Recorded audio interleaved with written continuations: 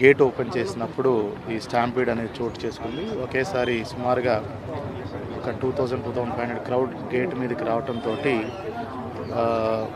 ఒకళ్ళ మీద ఒకళ్ళు టాపుల్ అయిపోయి పడిపోయిన సందర్భంలో కింద ఎవరైతే ఉన్నారో వాళ్ళు చెస్ట్ కంప్రెషన్ గురయ్యి అంటే అన్కాన్షియస్ అక్కడికి వెళ్ళారు. And as soon as ambulance వచ్చి రుయాకి స్విమ్స్కి షిఫ్ట్ చేసినప్పుడు they were declared as broad dead. బైరాగి పట్టడ ఆ ఇన్సిడెంట్లో 5 పీపుల్ చనిపోయారు. ఒక 4 ఉమెన్ అండ్ 1 మేల్. వీళ్ళందరూ కూడా 35 ఇయర్స్ అబవ్ ఉన్నారు.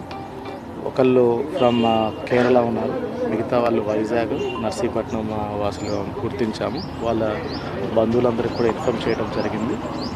పోస్ట్ మార్టం కూడా వెంటనే నిర్వహించి ఇంకో 1 అవర్లో వాళ్ళ బంధువులకు కూడా డిసీజ్డ్ పర్సన్స్ని హ్యాండ్ ఓవర్ చేయడం జరుగుతుంది.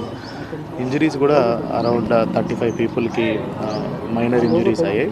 సో వీళ్ళని నిన్న నైట్ స్విమ్స్ రుయాలో అడ్మిట్ చేసుకోవడం జరిగింది. అందరూ కూడా స్టేబుల్గా ఉన్నారు. చాలామంది కూడా డిశ్చార్జ్ అయిపోయారు.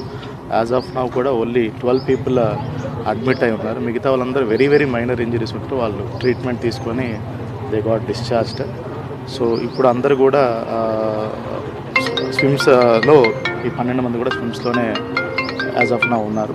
సో వాళ్ళందరూ కూడా స్టేబుల్గా ఉన్నారు. With in 2 days few people will be discharge. కొంతమందికి ఫ్రాక్చర్స్ ఉన్నాయి.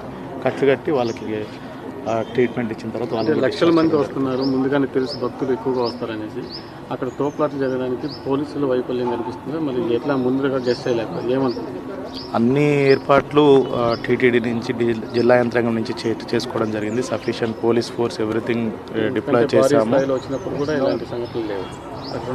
అన్ని ఏర్పాట్లు జరిగింది. ఒక దురదృష్ట సంఘటన వల్ల అది గేట్ తీసేటప్పుడు కొంచెం మిస్కమ్యూనికేషన్ వల్ల ఇది జరిగింది. ఏదైతే ఏమి we are analysing reasons for incident. అది త్వరలోనే మీకు గ్రౌండ్లో మొత్తం ఎంతమంది ఉన్నారు?